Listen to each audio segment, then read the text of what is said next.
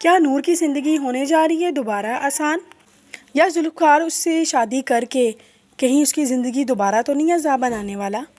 और अगर शादी हो भी जाती है तो क्या नूर वैसे ही सुकून के साथ रह पाएगी, या उसकी ज़िंदगी और अज़ाब होने वाली है, या फिर कहानी लेगी एक नया मोड़।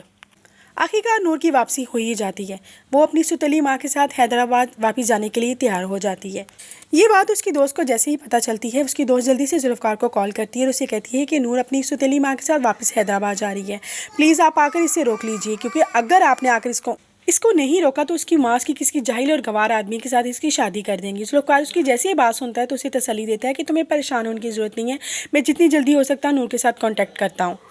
जुल्फ़कार अपनी गाड़ी निकालता है और जल्दी से रोड पे डाल लेता है। वो जैसे ही नूर की गाड़ी के आगे अपनी गाड़ी को रोकता है तो नूर हैरान हो जाती है। वो नूर को गाड़ी से बाहर निकालता है और कहता है कि नूर तुम कहाँ जा रही हो। तो नूर कह देती है कि मैं वापस हैदराबाद जा रही हूँ।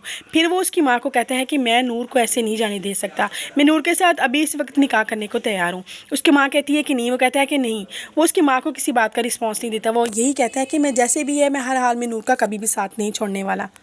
वो नूर का बाजू पकड़ता है और अपनी जाके गाड़ी में बिठाता है और उसे अपने साथ लेकर चला जाता है।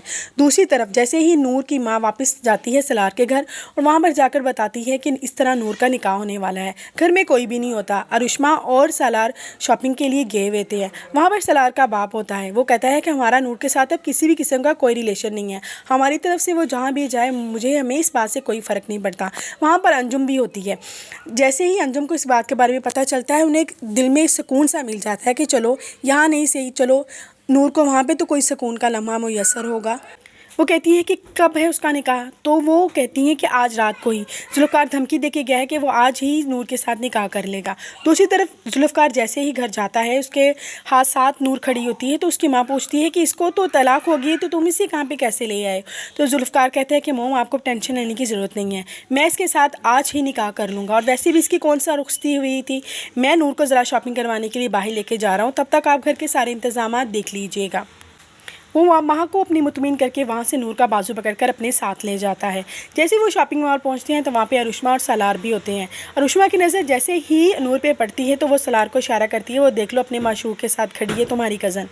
सलार जाता है और कहता है कि तुम यहाँ पे क्या कर रही हो। तो जुल्फ़कार कहते हैं तुम्हें अपने काम से काम रखने की ज़रूरत है, तुम्हें मेरे मामलात में टांग अड़ाने की ज़रूरत नहीं है, इससे बेहतर है कि तुम दूर ही रहो। और हाँ, बहुत जल्द मैं और नूर एक दूसरे के साथ निकाह करने वाले हैं, मैं इसको अपनी ज़ौजियत में लाना चाहता हूँ। आगे से सलार जवाब देते हैं कि मुझे नूर से और इससे कोई सरोकार नहीं, मैंने तो वैसे बस तुम लोगों को देखा तो तुम्हारे पास आ गया। जबकि नूर सलार को देख के बहुत ज़्यादा सहम और डर जाती है। वो जुल्फ़कार का बाजू पकड़ लेती है। ये थी ड्रामे की नेक्स्ट प्रेडिक्शन जो मैंने आपके साथ शेयर कर दी। अब पता चलेगा कि नूर की जुल्फ़कार के साथ निकाह करने के बाद कि उसकी ज़िंदगी में क्या तब्दीली आती है। क्या वो रिश्तों को तरसने वाली लड़की की ज़िंदगी में कुछ सुकून आए।